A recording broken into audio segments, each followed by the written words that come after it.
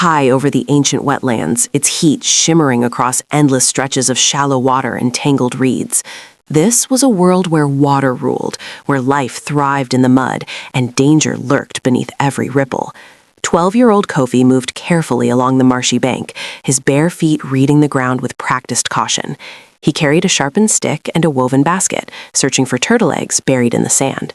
His tribe depended on these wetlands for survival, but they also knew its greatest rule: never go alone and never linger when the waters grow still. Kofi had wandered farther than he should have, drawn by the promise of fresh nests beyond the safe boundaries. The midday heat made him careless, and he failed to notice how the channels around him had shifted, how the tide was rising faster than usual.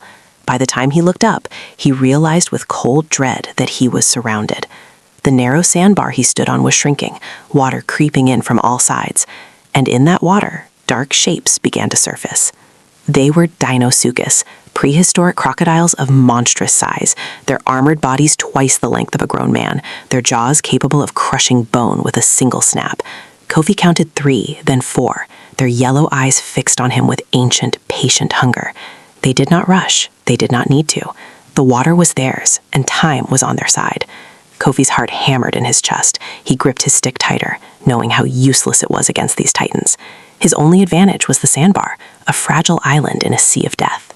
The largest crocodile, a scarred giant with a missing eye, drifted closer. Its snout broke the surface, nostrils flaring as it tasted the air. Kofi did not move. He knew any sudden motion would trigger the attack. His mind raced, searching for escape, but every direction led to water, and the water belonged to them. The sandbar continued to shrink, the rising tide swallowing it inch by inch. Soon, there would be nowhere left to stand. Hours passed like this, boy and beasts locked in a silent standoff. The sun blazed overhead, turning the sandbar into a burning platform. Kofi's lips cracked with thirst. His legs trembled from standing so still, but he did not dare sit. The crocodiles waited with the patience of stones, their bodies barely moving, conserving energy for the inevitable moment when the water would claim the last of the land. Kofi knew he could not outlast them. He needed a plan, something desperate, something impossible. As the sun began its descent, Kofi noticed something, a pattern in the crocodiles' movements. They were territorial, snapping at each other when one drifted too close to another space. An idea formed, dangerous and wild. If he could create chaos among them, he might have seconds to move. He picked up a smooth stone from the sandbar and threw it hard, striking the scarred giant on its snout. The beast erupted in fury, thrashing and roaring. The others, startled and aggressive, turned on it, believing themselves under attack. The water exploded in violence as the crocodiles fought, massive tails whipping, jaws clashing.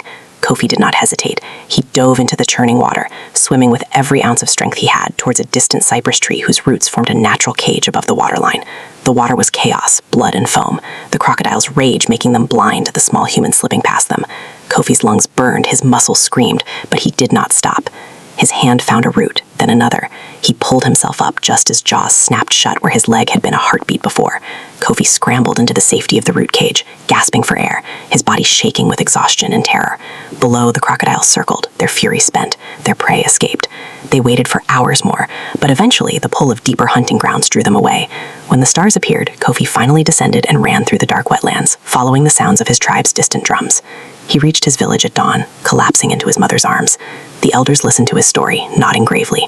They honored his courage, but also his mistake, and from that day forward, Kofi carried the title of He Who Walked with the Ancient Ones.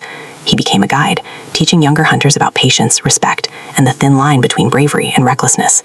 The wetlands remained a place of survival, but thanks to Kofi's lesson, fewer families would mourn sons lost to the still waters and the patient jaws waiting beneath.